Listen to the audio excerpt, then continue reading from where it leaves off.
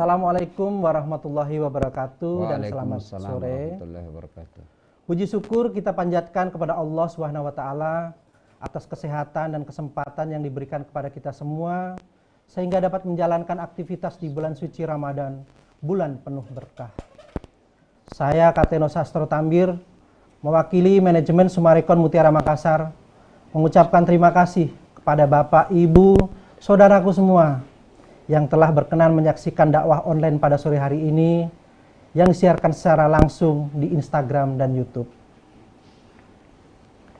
Saat ini kita berada di rumah contoh JET Sumarekon Mutiara Makassar, tepatnya di Kelurahan Bulurokeng, Kecamatan Wurikanaya, yang lokasinya sangat alami, udaranya masih segar, sehingga kita yang berada di sini insya Allah semuanya akan menjadi lebih tenang.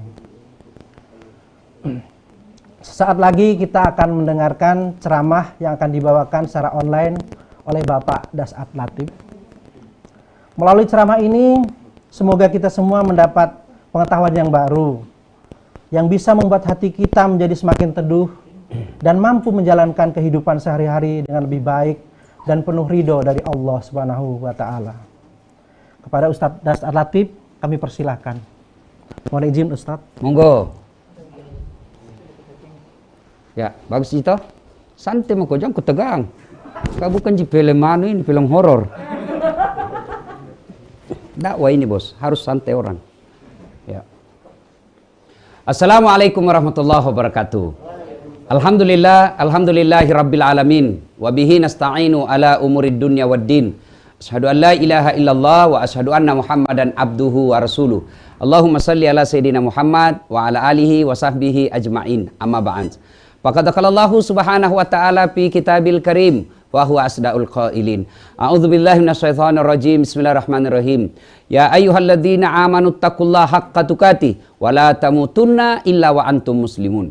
Wahai orang-orang yang beriman, bertakwalah kalian kepada Allah dengan sebenar-benarnya takwa, dan janganlah kalian mati kecuali dalam keadaan beragama Islam. Wa qala idzan bismillahirrahmanirrahim. Ya ayyuhalladzina amanu dakhulu fis-silmi kaffatan wa la tattabi'u khutuwatis syaitan innahu lakum aduwwum mubin.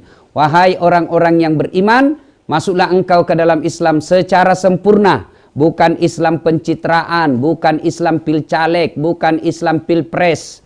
Itu caleg kalau mau dipilih, lihat mau di pinggir jalan. Udah pasang fotonya.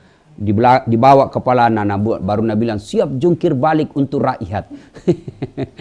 Jangan Islam seperti itu, jangan Islam pencitraan, tapi Islamlah secara benar. Wala tattabi'u khutuwatis syaitan, dan janganlah engkau ikuti langkah-langkah setan, karena sesungguhnya setan itu musuh yang nyata bagi kalian.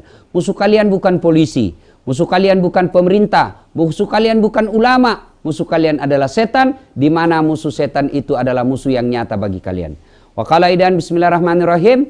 Innallaha wa malaikatahu yusalluna ala nabi.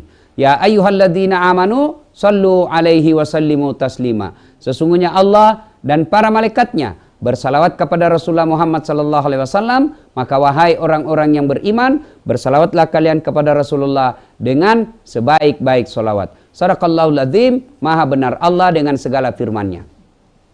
Ibu bapak, saudara-saudara sekalian, teristimewa manajemen, apalagi namanya tadi perumahan Sumarekon, yang insya Allah dimuliakan dan dirahmati oleh Allah Subhanahu wa taala. Pemirsa yang saya hormati yang menyaksikan di Instagram maupun di YouTube, kalau Bapak lihat saya sebenarnya sendiri di sini, tapi di belakangku ini banyak orang. Ini berarti dakwah kita mudah-mudahan lancar. Begitu kami dari Sumarekon berusaha membahagiakan, menciptakan telinga nyaman, pendengaran baik, kemudian penglihatan bagus, maka ini banyak orang yang terlibat dalam acara ini, supaya saat Bapak Ibu menyaksikan dakwah ini, selain materinya baik, telinga juga nyaman mendengar, mata juga nyaman menyaksikannya. Maka banyak orang yang terlibat di sini. Mudah-mudahan yang terlibat semua menjadi amal kebaikan di sisi Allah Subhanahu wa taala. Nah, tema kita ini rumah yang penuh berkah. Ini yang kita akan bahas dalam waktu kurang lebih 50 sampai 60 menit. Rumah yang penuh berkah. Berbicara tentang rumah yang penuh berkah, maka yang pertama harus kita tempuh, yang pertama harus kita lakukan adalah duit yang kita pakai beli uang rumah itu harus uang barakah. Jangan sampai uang sogok, jangan sampai uang korupsi, jangan sampai uang money politik, atau apalagi namanya itu money laundering. Percaya kalau uang-uang tuyul kau pakai beli rumah, rumahmu bisa jadi mewah, ada kolam renangnya, semua sejuk di dalam. Demi Allah, kau tidak akan bisa bahagia dalam rumah tanggamu. Kau tidak akan dapat rumah tangga yang berkah. Kenapa? Penghasilan daripada rumah yang kau beli itu adalah penghasilan tuyul, penghasilan korupsi, penghasilan rampok. Bahkan misalnya uang itu mestinya sampai ke rakyat, uang itu mestinya sampai ke orang-orang susah, tapi kau potong jatahnya orang susah, kau ambil haknya orang-orang yang susah, negara meminjam duit dari negara lain, lalu kau jadi kontraktor nipu rakyat, kau ambil uang rakyat, kau bangun rumah, percaya rumahmu tidak akan berkah. Jadi sebelum beli rumah tanya dulu, ini berkah atau tidak? Biasa Nabi bilang, biar tidak berkah ke istri simpanan jini. Pasti lebih tidak berkah lagi rumahmu. Ya, yang pertama, gaspol ini atau rem-rem? Gaspol ya. Tuh. Yang kedua, supaya rumah berkah ini setelah kita beli dengan cara halal, uang-uang penghasilan halal, yang berikutnya rumah itu setelah kita miliki jangan lupa keluarkan zakatnya. Misal kita punya harga rumah 1 miliar. Nah, keluarkan 2,5%. Berapa gitu kalau 1 miliar 2,5%? Kalau saya tidak lancar hitung-hitung uang. Pemirsa, pernah kau lihat uang 2 miliar? Tidak pernah. Sama aja Ki. Coba ya. Kalau harga rumah itu 1 miliar, keluarkan 2,5%. Berarti 25 juta cikali. Toh? Lebih banyak kau belikan pulsa 10 tahun. Ya, 25 juta keluarkan. Supaya apa? Rumah ini berkah. Kalau Anda beli rumah lalu tidak keluarkan zakatnya, maka pasti tidak akan berkah itu rumah. Kalau rumah sudah tidak berkah, pakai AC, tapi tidak bisa sejuk dalam rumah. Rumahnya, makanannya enak, tapi tidak ada bisa dia makan. Kalau itu tidak berkah. Ingat, zakat dalam Islam itu, andai saja rumah, bangunan Islam ini adalah bangunan rumah, maka dia terdiri dari 5 komponen. Yang pertama, ini coba lihat ini rumah yang cantik-cantik ini. Demi Allah tidak akan cantik kalau tidak kuat pondasinya. Nah, apa pondasi dalam Islam? Rumah Islam 2 kalimat syahadat. La ilaha illallah Muhammadar Rasulullah. Itu dulu pondasi harus kuat. Ya, sudah ada pondasi, maka harus ada tiang. Ini rumah cantik ini, luar biasa ini, semua rekon cantik memang. Ya, mudah-mudahan ada uangku beli rumah seperti ini. Ya. Luar biangnya agama. Maka kalau mau rumah ini kokoh, maka sholat harus baik. Nah, kemudian sudah rumah pondasi, bangun tiang. Sudah tiang, apa yang kita dirikan? Biasanya adalah dinding. Apa ini dinding? Puasa. Bagus pondasinya, berdiri tiangnya, ada dindingnya, maka yang berikutnya ada apa? Istri di dalam panas, selalu kepanasan. Baru 1 jam pergi, telepon maki. Di mana kok? Di mana kok? Ada aja kodon di kantor. Balik-balik kok. Tuh jenga di kantor. Bohong kok. Di kantor jam ribu-ribu dengar semua orang bikin malu-malu kok. Di mana kok? Di kantor. Video call dulu. Ciniki petala. Coba itu biasanya begitu toh. Repot kan? Kalau rumah kita tidak dikeluarkan zakat, maka penghuninya akan peka. Nah, yang kelima, rumah dalam Islam itu ada atapnya. Apa atap ini? Haji. Maka kalau mau, ya kembali tadi, ini bisnis. Dia memproduksi duit setiap tahun. Dikontrakkan tiap tahun, maka dikeluarkan 2,5%. Dari apa? Dari harga. Apa itu zakat harta? Begini. Zakat harta itu dikeluarkan apabila cukup haul dan nisabnya. Haulnya 1 tahun, itu 85 gram emas. Artinya apa Ustadz? Kalau Bapak punya harta, rumah yang seharga 85 gram emas, kira-kira berapa? 1 miliar dikeluarkan 25 juta. Seumur rumah itu. Tapi kalau rumah kita itu dikontrakkan, dan kontraknya melebihi 85 juta per tahun, maka dikeluarkan 2,5 juta dari harga kontrak. Misalnya kita kontrakkan 100 juta 1 tahun. maka dia wajib dikeluarkan karena sudah lewat 85 juta. Nah, berapa? 2,5% dari 100 juta itu. Ya, 2.500.000 dikeluarkan. Cocok itu ya? Kalau 100 juta, 2 juta bertentangan dengan sunnah-sunnah Rasul. Nah, itu lagi. Yang keempat, usahakan rumah kita ada tempat curhat. Ya, artinya parkir mobilnya 3. Tapi tidak ada musola di dalamnya. Tidak berkah rumah, bos. Kalau mau berkah, bikinlah ruang yang ada khusus. Kalau rumah cantik seperti ini, kita bikin saja musola, tempatnya anak tak mengaji sama gurunya, tempatnya istri tak ngajar anaknya mengaji, tempat kita nasihati anak-anak kita. Ya kira-kira 2 kali 3 meter kita bentuk supaya sambil menyanyi. Insaflah wahai manusia, bila dirimu bernoda. Ini istri yang pertama, ramah, santun berbicara. Apa yang kedua? Elok. Apa itu elok? Elok berpenampilan cantik dan menarik di depan suami. Ya, maka penampilan sebaik-baik penampilan seorang istri, kata Nabi, adalah ketika ingin membahagiakan suaminya. Ketika suami ada di rumah, berdandanlah, cantik-cantiklah. Tapi sayang 1000 sayang, istri akhir-akhir ini, istri-istri modern, istri milenial, istri akhir zaman, dia cantik kalau pesta pengantin. Tapi begitu mau tidur sama suaminya, la haula wala quwata illa billah. Tena mana sikat gigi, nan lupai pakai resona, male. Masuk ke kamar, sangin bau. Dikasih tahu, Nabi bilang, apakah? Marah terus kau, beli kamu baju baru. Ini tentu tidak seperti yang diinginkan. Kalau ingin rumah kita berkah, maka penghuni istri itu harus berpenampilan cantik dan menarik di depan suami. Yang ketiga, apa itu nikmat? Istri yang soleha, pandai memasak masakan kesenangan suami. Maka sekali-kali WhatsApp-lah suamimu. Suamiku tersayang, jangkit makan hari ini saya masak spesial buat bapak. Jangan makan di luar, WhatsApp itu. Dan itu kita suami kalau dapat WhatsApp istri seperti ini, dikasih lihat semua teman di kantor, sini kau tahu istriku, istri yang soleha, tahu Pernah kita WhatsApp suami kita begitu? Paling kita WhatsApp, apa WhatsAppnya? Jangan kau lupa sehingga beli telur. Yang keempat, RENA, anggun.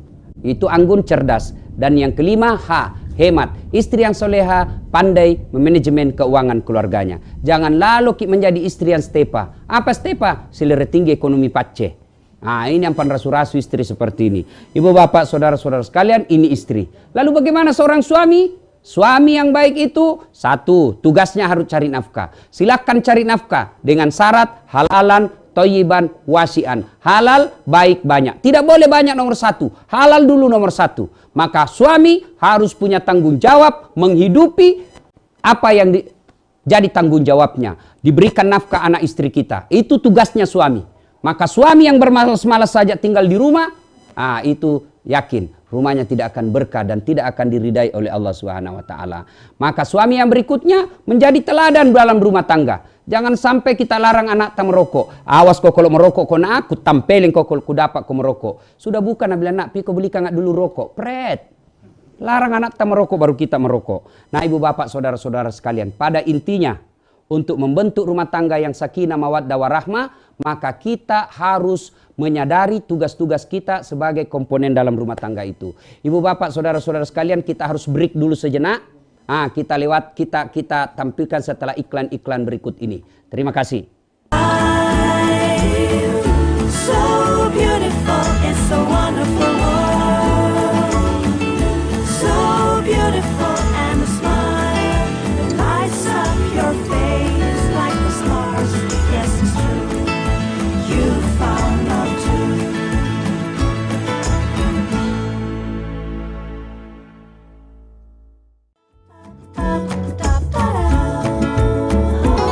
It's a wonderful life, so beautiful, it's a wonderful world, so beautiful and a smile lights up your face like the stars.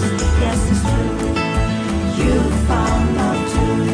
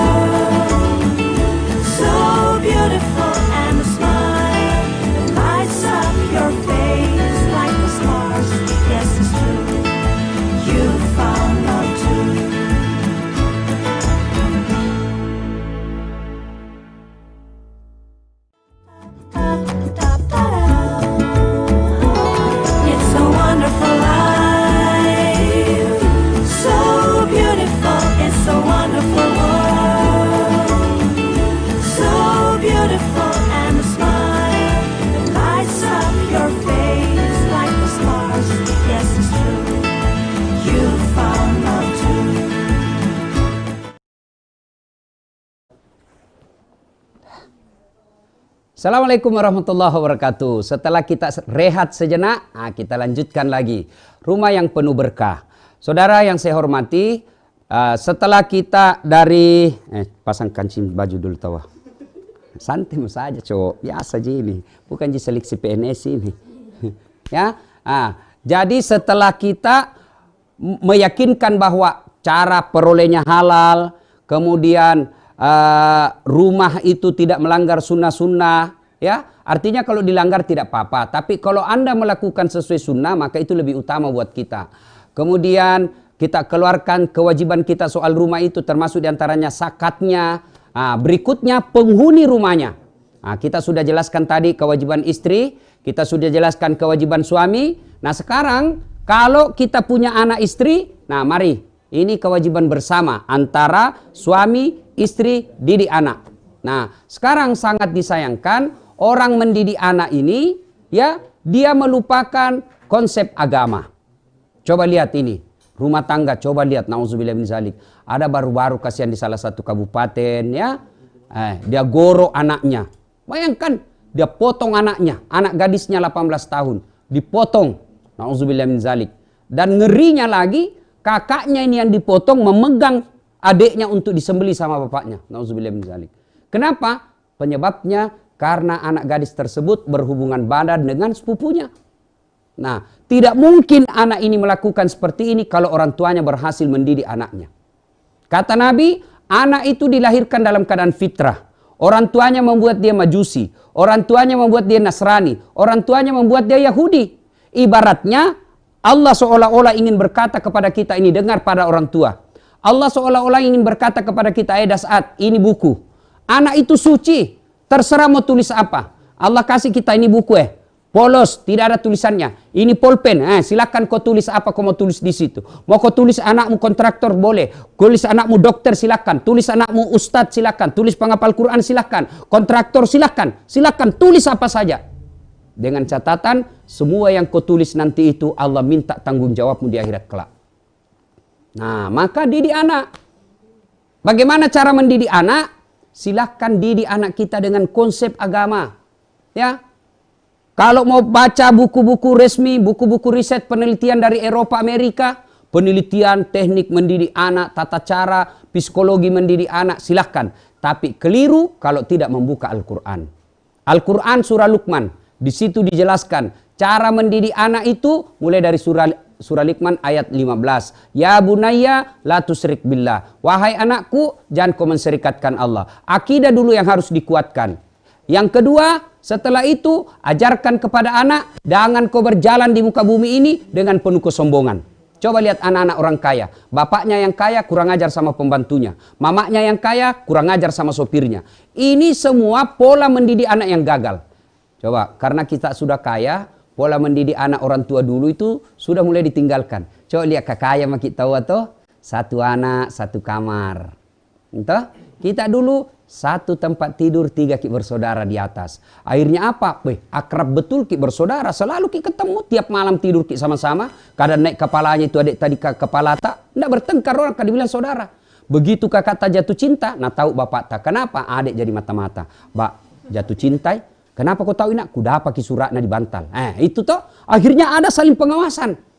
Apalagi ikatan kekerabatan bersaudara itu dulu luar biasa. Saya ingat orang tua dulu kalau mau pergi main kayak mamaku, dia bilang, mak mel kalau cule, nah kadang makku lono tapi tiwi andrimu, mak mau pergi main, pergi mako tapi bawa adikmu. Kalau menangis adikmu kau kupukul. Maka saya dulu itu jarang sekali dikasih masuk main sama temanku. Kalau jaman ku kasih masuk itu ladasa, suka menangis adik. Nah, itu kan dulu. Jadi kalau ada yang ganggu saudara itu berkelahi, diborong itu orang. Akhirnya apa? Kekerabatan kita, ikatan emosi kuat. Coba lihat sekarang, satu anak satu kamar. Pulang sekolah masuk kamarnya masing-masing. Ada kulkasnya di dalamnya, makan mie di dalam kamarnya masing-masing. Coba baru sentuh laptopnya saudaranya mau berkelahi. Itu waktu masih satu rumah. Sekali sudah pindah rumah, gara-gara warisan rumah yang kira-kira harganya cuma 2 miliar, berperkara, berpengadilan, saling menghina di atas pengadilan. Padahal dia satu rahim, satu bapak. Kenapa? Karena orang tua gagal mendidik anaknya. Cobalah kita lihat ini. Maka didik anak, ajarkan anak kita, jangan kau sombong. Yang berikutnya, ajarkan anak kita menurut surah Luqman, kau berjalan, apapun kau lakukan, Allah melihat dan mengetahuimu. Jangankan kau lakukan, dalam hatimu saja Allah sudah tahu. Ajarkan anak kita. Nah, kalau perlu aja ke rumah seperti ini Sumarekon kan bagus, semua ada CCTV-nya. Tapi ini CCTV, yakin hanya mampu dia lihat dalam jangkauan kamera. Tapi ada caranya dikasih mati nih kamera. Apa? Kasih mati lampu. Tidak bisa nih. Tapi kameramennya Allah, Rakit dan Atid. Tidak bisa kau lolos bos. 24 jam na rekam kau. Dengar kau ini anak muda. Yang suka pergi tarawih keliling. Kelilingnya na dapat, tarawihnya na lupa. Kau dah lah.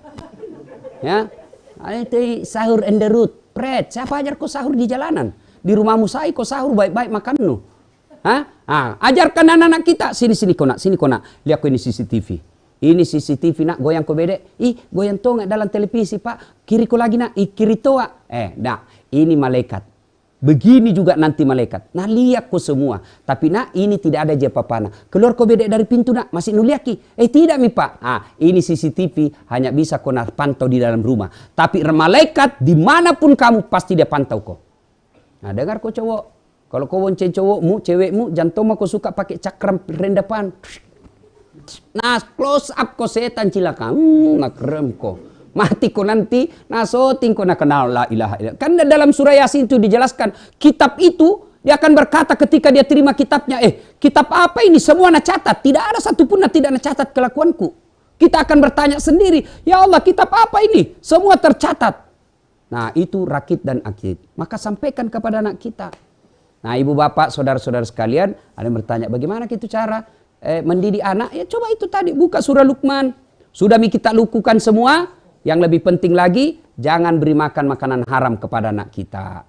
Makanan dan minuman yang haram akan membentuk anak-anak kita selalu berpikir yang haram-haram. Sini Kiminjo yang koruptor, lihat mako, ya, yang orang tua anak koruptor, lihat ki anak-anak kepala batu. Bapak anak dihormati di kantor, siap keren, kata mami ini keren, siap. Turun dari mobil dibukakan mobilnya. Sekali sampai di rumahnya mau dilempar sendok sama anaknya masih SMP. Itu kalau orang kau kasih makan anakmu uang tidak berkah. Tapi coba lihat orang-orang yang kasih makan anaknya dengan keberkahan.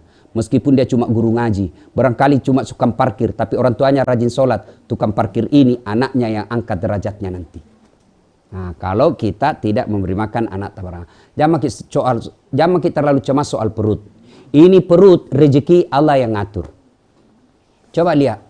Sampaikan ke saya WhatsApp kak, Instagramku atau inbox kak, DM kak. Kalau ada tetangga tak yang mati gara-gara kelaparan, kasih tahu kak. Mana? Ada ndak? Ndak ada itu. Yang bisa jadi tetangga tak mati atau keluarga tak mati, gara-gara apa? Balapan liar. Gara-gara apa? Tawuran. Berarti Bapak Ibu sekalian, jangan kita terlalu cemas soal isi perutnya anak. Karena itu Allah telah menjaminnya. Yang kita cemaskan, cara mendidik anak kita.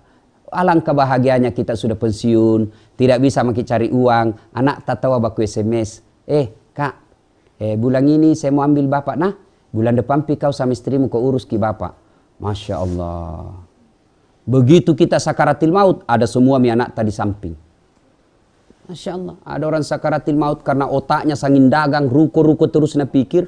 Begitu sakaratil maut mi madang, nah cari mana istriku? Nah bilang istri, nah ada aja ini di kanang pak. Nah lalu ada ti istriku. Nah mana anakku? Anak pertamaku. Nah bilang ini kapaya di kiriku. Nah lihat, ada aja anakku yang pertama. Nah cari lagi, mana anak bunsuku? Nah bilang ini kak di tangan kanan tak pak. Nah lihat ada anak bunsuku. Mana cucuku? Nah bilang ini kak di samping kiri tane. Nah lihat, ada ji. Nah bilang mana inem? Pembantuna. Langsung dia bilang, ada aja di sini pak ji. Langsung dia bilang, siapa jaga toko? Tuh mau mati toko na jina inga. Ini kalau di dunia sangin dunia ini pikir.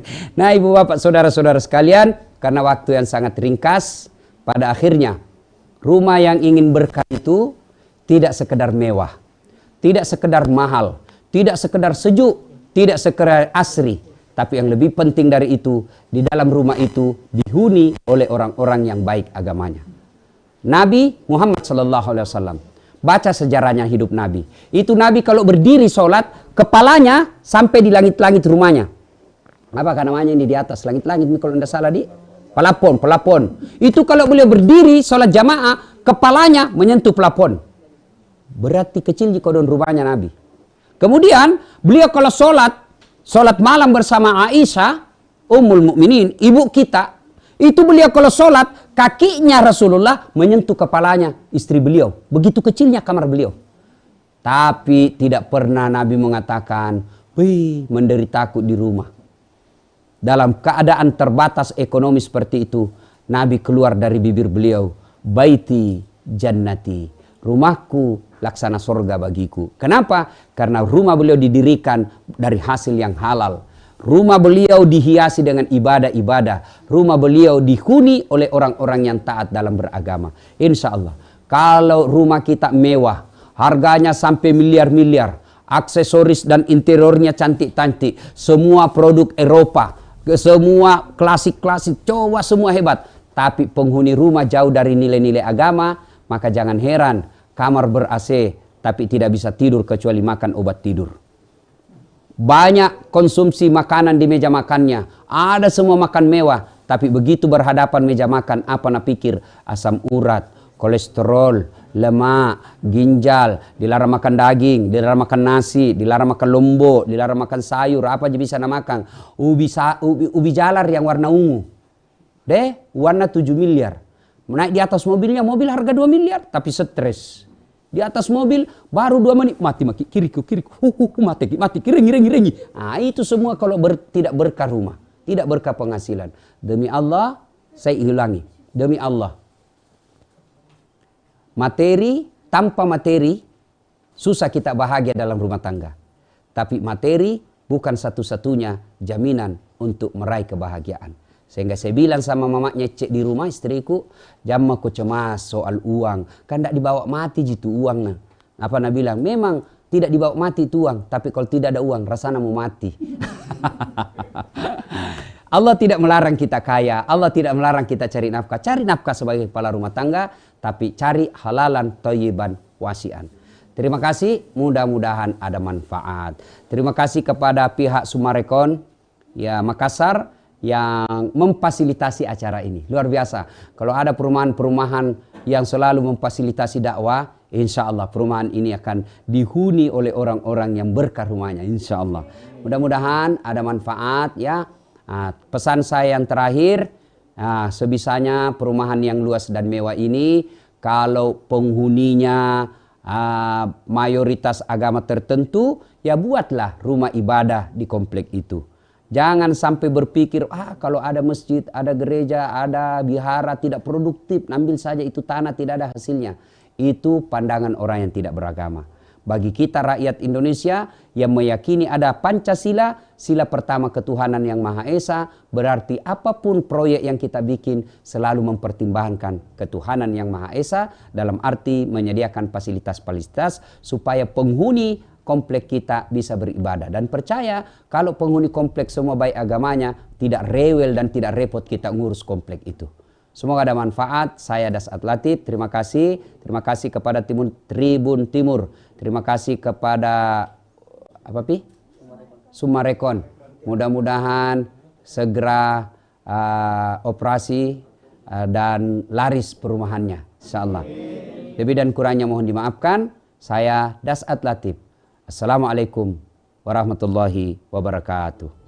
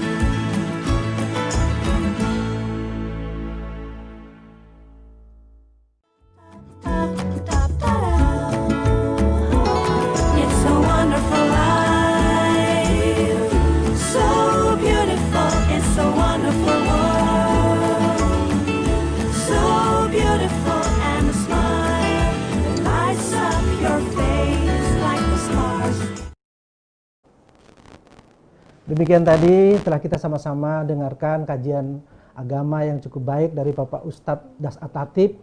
Semoga kita semua yang mendengarkan pada sore hari ini semua mendapatkan manfaat, menjadi ilmu yang berguna, dan kita yang saat ini menjalankan ibadah puasa semakin menjadi berkah. Begitu juga dengan rumah yang saat ini kita tempati, insya Allah menjadi berkah. Ya, saya bisa beli rumah ini. Amin. Insya Allah tidak ada yang mustahil di sisi Allah. Amin, amin. Dan sebelum saya akhiri ya, ini santai saja, jangan terlalu cemas, bukan ini siaran pemerintah. Iya. Ya, santai saja. Nah, pemirsa yang menonton tayangan ini, di belakang saya, di depan saya atau di belakang penonton semua, ini hadir bukan cuma muslim. Ada non-muslim, ada Tionghoa. Dan ini semua kita enak di sini, dalam sini. Inilah Bhinneka Tunggal Ika. Inilah persatuan Indonesia. Teman-teman kita yang non-muslim ikut berpartisipasi membantu dakwah yang saya lakukan. Dan bahkan persediakan papa buka. Inilah enaknya ya. Nah, yang dilarang kita bekerja sama itu cuma akidah. Tapi soal yang begini, boleh kita kerja sama masing-masing. Saling mendukung. Ini makna Sumarekon. Barakallahu fiik. Amin. Amin. Melalui kesempatan ini saya mewakili manajemen Sumarekon Mutiara Makassar mengucapkan terima kasih kepada Bapak Ustadz Das At-Tatib bersama kru dan teman-teman yang terlibat pada sore hari ini, serta para bapak-bapak yang sudah mengikuti acara ini dari awal hingga saat ini. Semoga bermanfaat. Amin. Untuk itu lebih dan kurangnya kami mohon dimaafkan. Wabillahi taufiq wal hidayah. Wassalamualaikum warahmatullahi wabarakatuh. Waalaikumsalam warahmatullahi wabarakatuh.